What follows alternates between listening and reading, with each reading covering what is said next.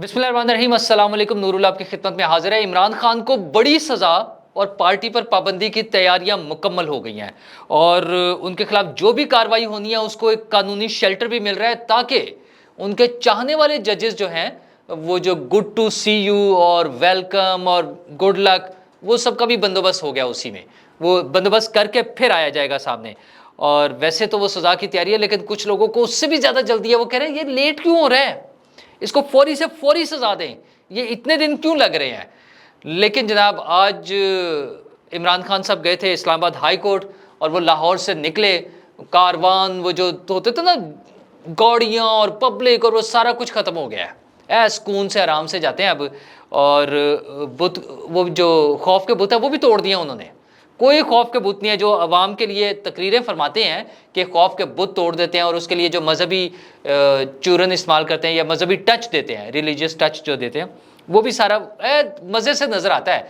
मतलब दोगलेपन, मुनाफकत, U turn और पता नहीं क्या क्या कुछ कहा जा सकता है कि वो जब निकलते हैं तो एक तो बड़ी बड़ी शील्डें वो लेकर उनके ऊपर, फिर एक छतरी, काली छतरी, और फिर एक काला दड़बा, वो जो है ना डस्टबिन, आपने देखा आज फिर उन्हें पहनाई गई। वो आप वीडियो देखें, ये क्या कमाल का सीन है। वो उनके चेहरे पर मुझे समझ नहीं आता उन्हें नज़र कैसे आता है। मतलब ठीक है, उनकी आंखों पर तो पहले ही पट्टी बंधी हुई है। कभी वो इक़्तिदार के लालच की होती है, कभी तोहमात की होती है, कभी वो सजदे कर रहे होते हैं कहीं जाकर। ये सारी चीज़ें अपनी जगह हैं, लेकिन ये जो उन्होंने साथ चल के जाना होता है, वो एक दड़बा ऊपर पहन कर और वो एक डस्टबिन या काली बाल्टी और वो जो भी कवर है एक, मतलब ये तो पता नहीं क्या सोचते हैं इमरान खान साहब मुजरिमों को और किस तरह से पहना के ले जाया जा रहा होता है। वैसे इमरान खान साहब ने खुद को उसमें कैद कर लिया है और हमें क्या बताते हैं, खौफ के बुत तोड़ दें। अच्छा खैर, वहाँ उन्होंने गुफ्तगू भी की और वो हदें चढ़ जाते हैं मतीउल्लाह जान साहब जैसे लोगों के।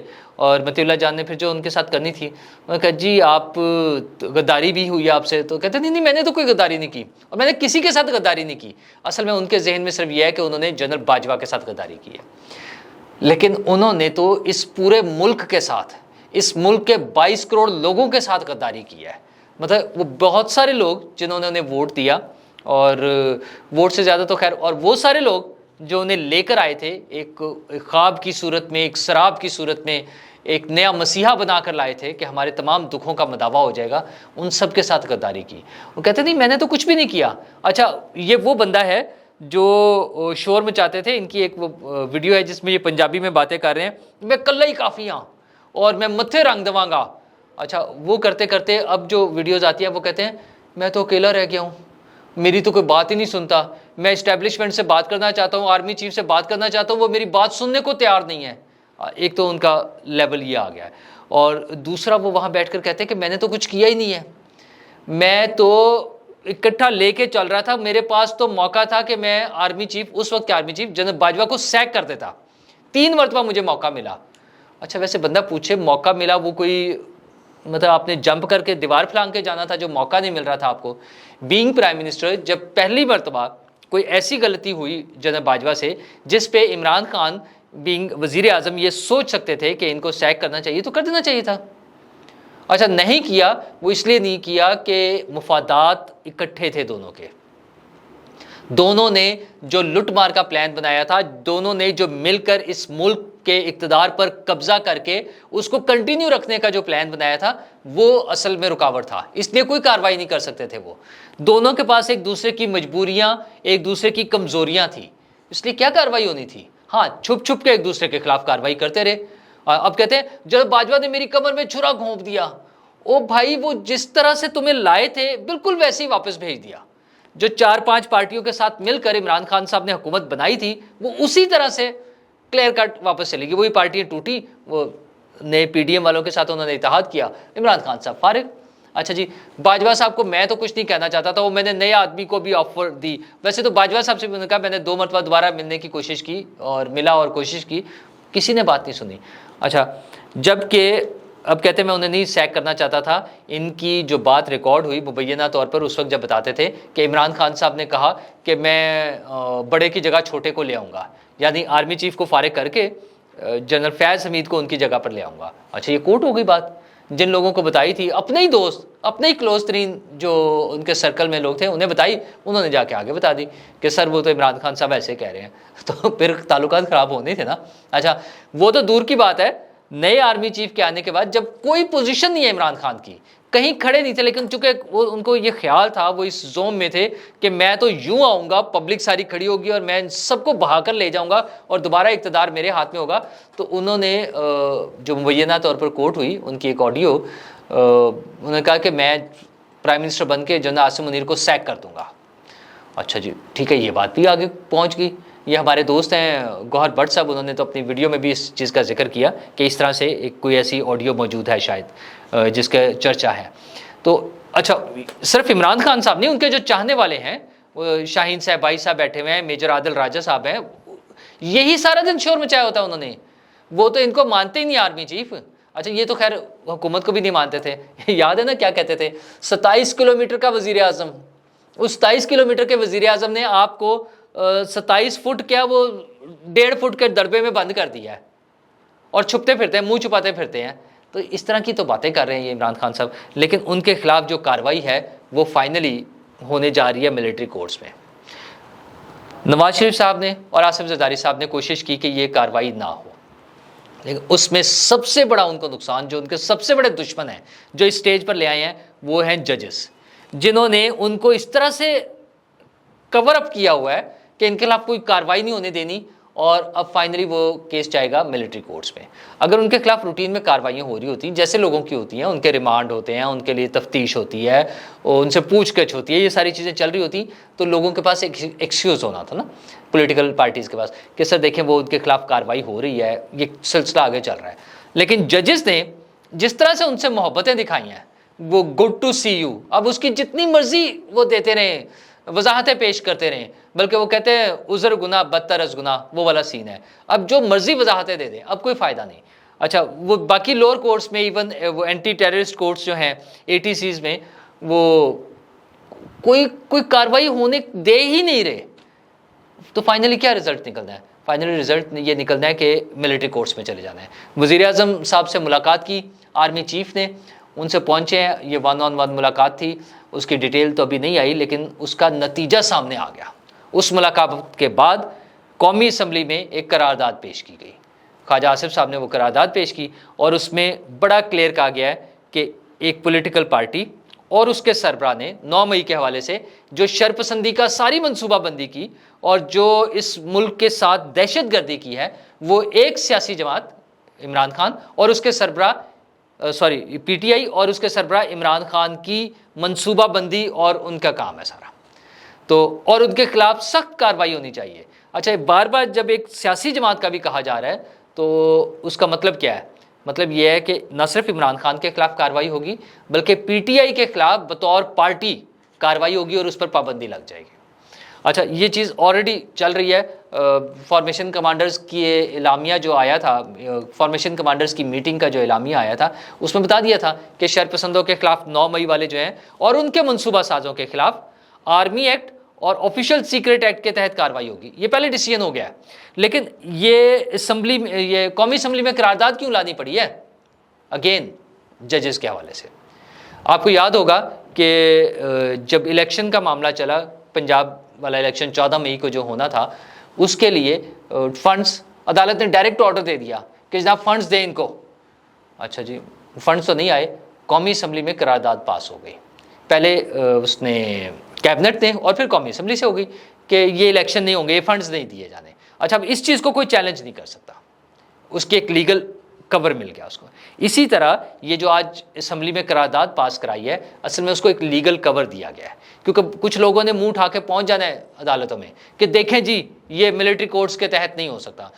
सियासतदानों ने भी कोशिश कर ली, कोई भी विलिंग नहीं था, लेकिन हालात इस नहज पर ले आए हैं, एक इतनी बड़ी प्लानिंग सामने आ गई है कि एक जो है ना नाकाम बगावत की जो कोशिश हुई है 9 मई को, बेसिकली वो एक प्लान्ड बगावत थी, कू था, एक प्लान्ड कू था। तो उस प्लान्ड कू की, चूंकि वो नाकाम हो गया। अच्छा, जब कू नाकाम हो जाए तो फिर क्या होता है, ये आप सबको पता है। फिर कू करने वालों के साथ क्या होता है? अगर वो कू कामयाब हो जाए तो वो इनकलाब होता है, और अगर वो नाकाम हो जाए तो उन सब की फिर ऐसी की तैसी फिर जाती है। तो ये जो इमरान खान साहब ने एक कू की कोशिश की थी 9 मई को, एक प्लान्ड कू था, वो नाकाम हो गया, तो अब उनके खिलाफ कार्रवाई होनी है। मतलब आप ये देखें, कुछ लोग कहते हैं ना ये कि सिर्फ कैंट में ही तो गए हैं, और सिर्फ कैंट का मसला नहीं है, सिर्फ फौज को टारगेट किया गया।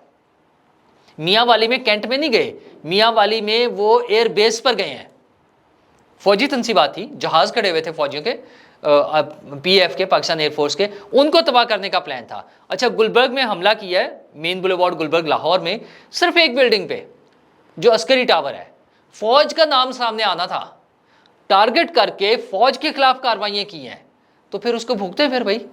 जब आपने इतना बड़ा प्लान किया है, जो 13 माह में इमरान खान साहब ने कोशिश करके अपने लोगों को उकसाया है कि किसी तरह से फौज के खिलाफ कार्रवाई करनी है, और पाकिस्तान से बाहर बैठे हुए अपने टूल्स के जरिए ये प्रोपेगेंडा किया है, और उनके फिर वो वीडियोस ऑडियो सारी मौजूद हैं कि आपको जो जगह आपको दिखाई गई हैं, जो बताई गई हैं, वहां जाना है।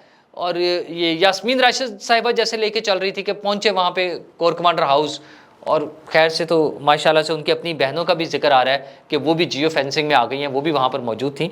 तो ये सब लोगों के खिलाफ कार्रवाई तो होनी है। तो कौमी असम्बली ने उसको एक शेल्टर दिया है कि ये कार्रवाई कानून के मुताबिक होगी, कौमी असम्बली की डिमांड पर होगी, और इसको कोई रोक नहीं सकेगा। तो वो वक्त दूर नहीं है जब इमरान खान साहब इस शिकंजे में फंसने वाले हैं। होनी बड़ी बुरी है इमरान खान साहब के साथ। अच्छा, लेकिन उस पर भी अभी मौलाना फजलुर रहमान तो इस पर भी तैयार नहीं है। उन्होंने कहा जनाब लेट क्यों हो रहा है, उन्होंने आज शोर मचा दिया, उन्होंने कहा देर क्यों कर रहे हैं, उसके खिलाफ कार्रवाई क्यों नहीं हो रही।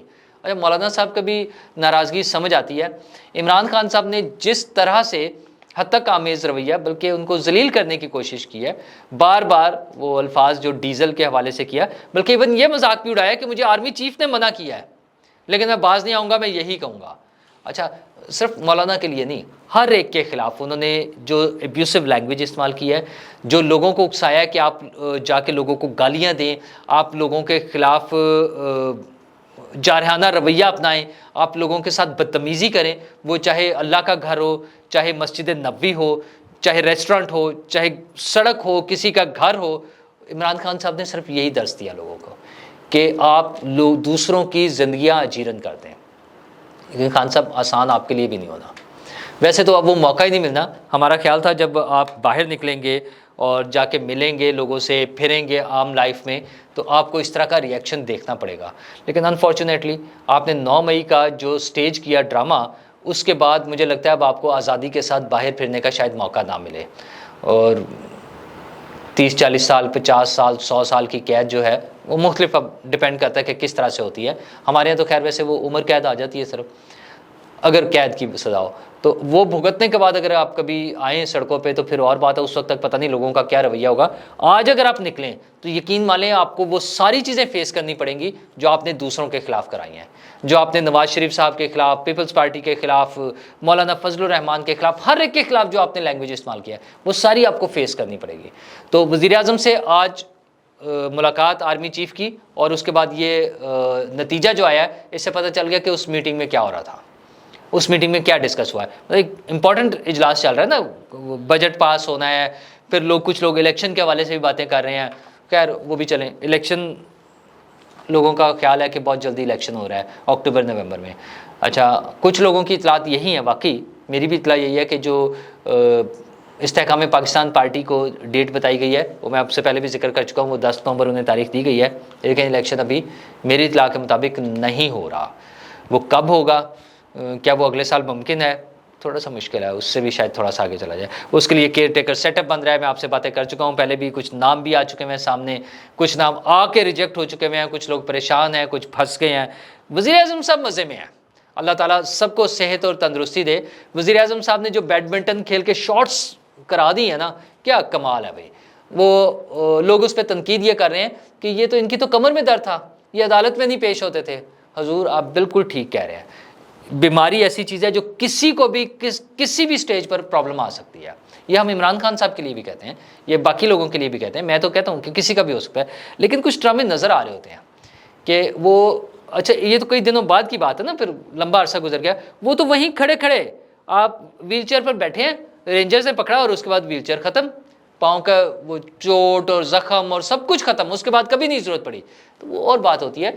लेकिन शहबाज शरीफ साहब ने अपनी तमाम बीमारी के बावजूद बड़ी मेहनत करते रहे हैं। जब वो इससे पहले भी जिन ओहदों पर रहे हैं उन्होंने काम करके दिखाया है। बड़ी लंबी ड्यूटी देने वाले आदमी हैं, हार्ड वर्किंग बंदे हैं। हाँ, उनकी बीमारी का इलाज भी चलता रहा है और अब तो उन्होंने अपनी फिटनेस शो कर दिया। तो अब तो दूसरी पार्टी की बारी है जो रोते हैं कि मैं तो अकेला रह गया हूँ, मेरी कोई बात नहीं सुनता। खान साहब हिम्मत करें, शहबाज शरीफ ने जेल भी काटी हुई है लंबी। आप जो कहते हैं मैं 4 दिन जेल रहा हूँ, आप जेल में नहीं रहे, आप तो सिर्फ वो गेस्ट हाउस में थे। वो जो याशियाँ थी, जो जिस तरह से आपको रखा गया, वो सारी स्टोरीज हम आपके साथ शेयर भी कर चुके हैं, मैं आप लोगों के साथ काफ़ी सर, फिर किसी दिन कर देंगे दोबारा। तो वो जेल नहीं काटी आपने अभी, जेल का वक्त आने वाला है और अब बहुत करीब है। जिस तेज़ी से ये सारी चीज़ें हुई हैं, आज वाली करारदाद हुई है, आर्मी चीफ ने जाकर मुलाकात की है, इससे पहले फॉर्मेशन कमांडर्स की का इजलास में जो आया है, एलामिया आया है, ये सारी चीज़ें बता रही हैं कि इमरान खान साहब ने तो बड़ा शोर मचाया, बचा लें बचा लें बचा लें, लेकिन चल लो दौड़, चल लो नस, बल्कि वो मुझे चूँकि बड़ा एक मशवरा हुआ ना, डिस्कशन होती है दोस्तों से, कोई वो उसमें से सेंटेंस मिल जाते हैं कि आर्मी चीफ की तरफ से साफ जवाब आ गया है कि छुट्टी, कोई रिलीफ नहीं मिलना, कोई बचत नहीं होनी है। तो ये जिन लोगों ने, अच्छा वो कहते हैं ना, फिर जिन लोगों ने हरकतें की हैं, जिन लोगों ने कोई गलत काम किए हैं, वो भुगते हैं। लेट्स होप कि ये जो बजट आया है और सारी चीज़ें, उसमें हम सब के लिए, मेरे लिए, आपके लिए, इस 22 करोड़ लोगों के लिए, 22, 23, 24 जितने भी हैं, 24 करोड़ लोगों के लिए और हमारे मुल्क के लिए कोई बेहतरी की राह निकल आए। शुक्रिया।